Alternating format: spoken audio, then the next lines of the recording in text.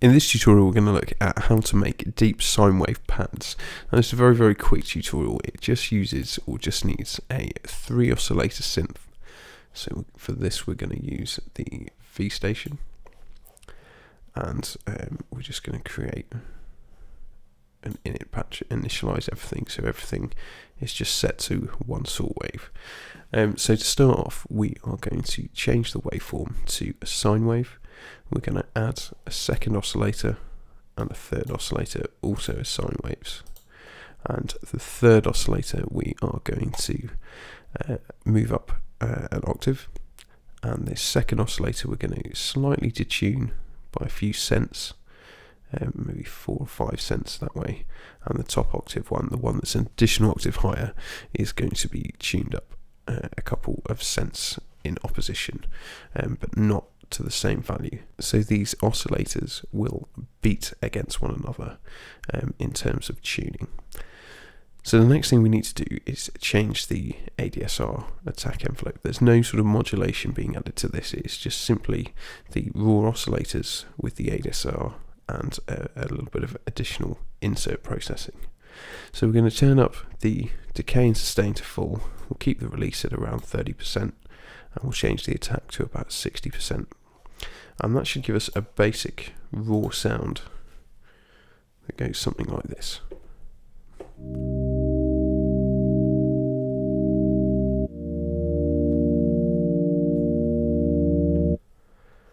So nothing too earth-shattering at the moment, quite a simple pad type sound, and we can see the chords that have been programmed in here spread across multiple octaves again, with certain inversions and suspensions, etc., just to give us our basic chord progression,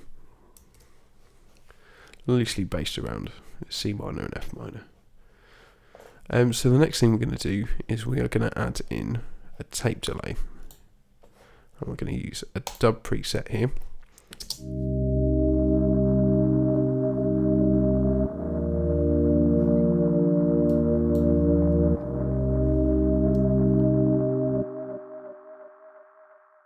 And this is really going to be just used to take advantage of some of those flutter detunings and some of those nice high frequency delays and distortions that you get with sort of tape delay type units and dub delay type emulations. And there's lots of good freeware and third party ones.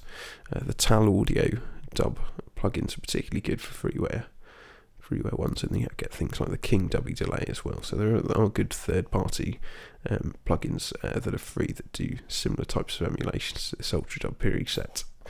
So next we're going to really fill out the sound here by using some chorus, and really using some relatively heavy handed chorus here. So we're just going to play this back in cycle mode, and I will change the chorus settings as we go, so you can hear the detuning happening as this goes along, in addition to the tape delay obviously.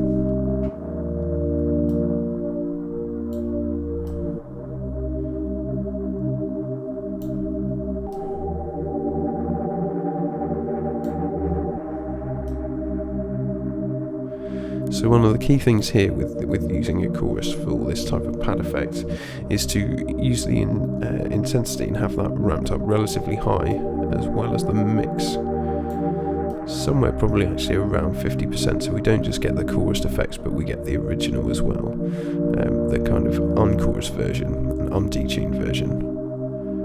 Get a nice blend in between, and we'll make sure that the rate's not too intense, so the very, very slow rate, to get that lovely shimmering detuning.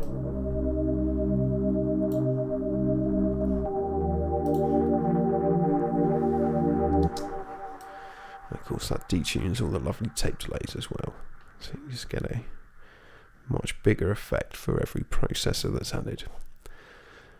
And then finally we're going to add in the fully wet reverb and no dry signal trick that we've seen in a previous tutorial.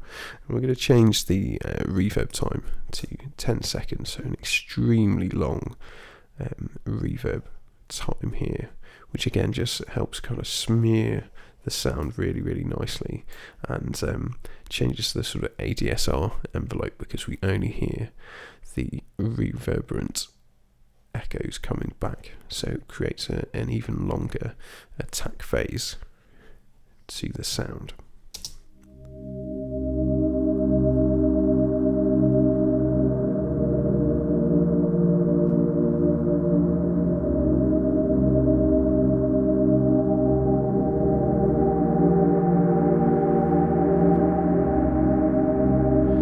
So if you notice here, as the MIDI notes change on bars 5, 7 and 3, you can't audibly hear the chord until nearly 3/4 of the way through the bar. So to use this technique effectively, you may have to bounce it down as audio and resequence it to make sure that the chords are audible.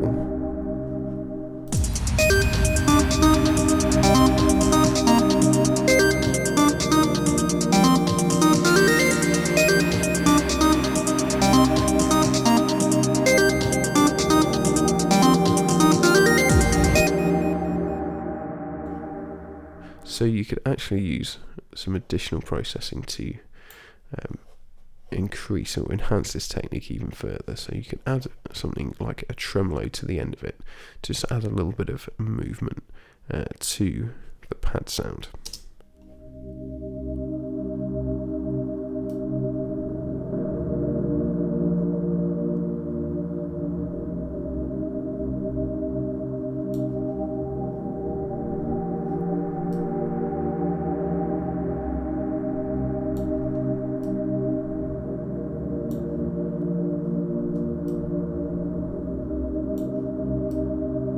Take the depth down there, and you'll hear some of the pad sustaining regardless, but you'll also get that lovely little bit of motion by having that symmetry up there and the smoothing and the phase out of sync. You kind of create an auto pan type effect with the tremolo.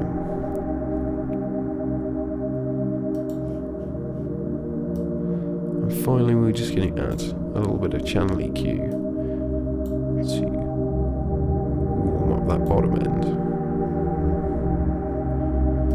but also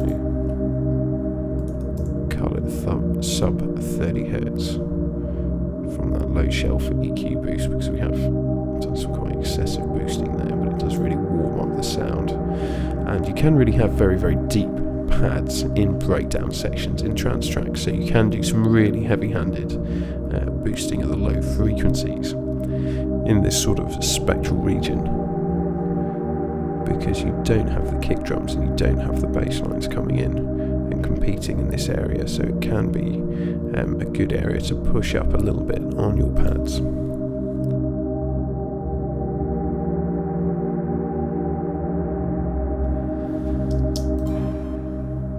So let's hear how that works in the context of this little breakdown.